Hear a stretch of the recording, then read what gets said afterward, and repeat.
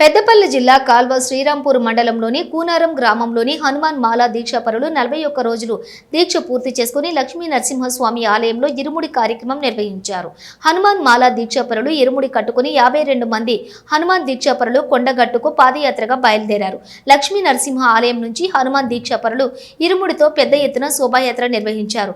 మహిళల మంగళహారతులతోటి భజన కార్యక్రమాలతో శ్రీరామనామ స్మరణతో శోభాయాత్ర ఘనంగా నిర్వహించారు. ఈ కార్యక్రమంలోని మాజీ ఎంపీపీ నూనెటి సంపత్ యాదవ్, మాజీ సర్పంచ్ విజయ మొగిలి, మాజీ ఎంపీటీసీ రామరాయమల్లు తదితరులు పాల్గొన్నారు.